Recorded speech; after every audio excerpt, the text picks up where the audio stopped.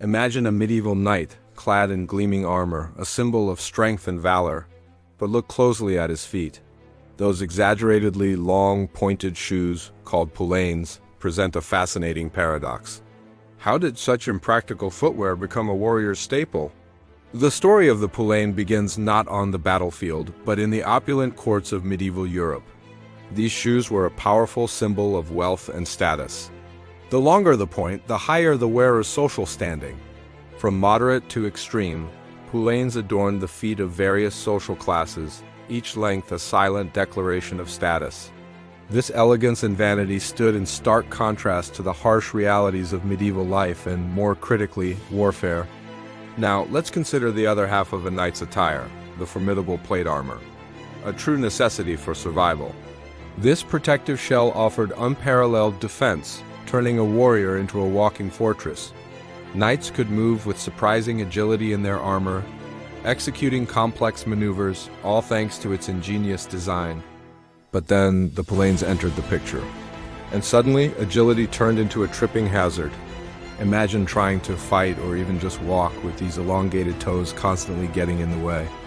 They could get stuck in mud, snag on roots, or even worse, become entangled in stirrups during a cavalry charge. The contrast was stark, the knight's desire for status clashing with the brutal demands of tactical mobility. These fashion choices often led to tactical blunders, potentially costing lives in the heat of battle. Why would seasoned warriors prioritize fashion over their very lives? The answer lies in societal pressures. In medieval society, appearance was everything. The length of one's Poulaines was a direct indicator of social standing. To be seen with short, practical shoes might imply a lower status, a risk many nobles were unwilling to take. The battlefield, ironically, became another stage for this display of aristocratic vanity. Let's delve into the structural anatomy of these peculiar shoes, specifically the Sabaton, the armored foot covering. The elongated toe of the Poulaine was not empty.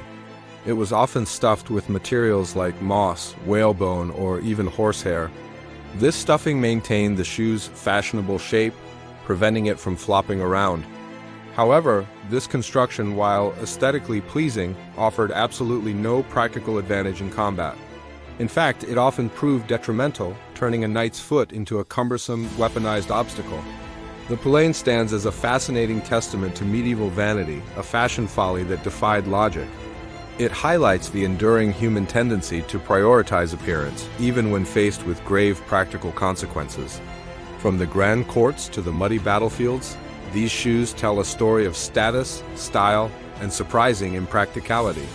The medieval knight, a figure of legend, was also a victim of fashion, proving that even warriors can fall prey to the allure of a stylish, albeit impractical, trend.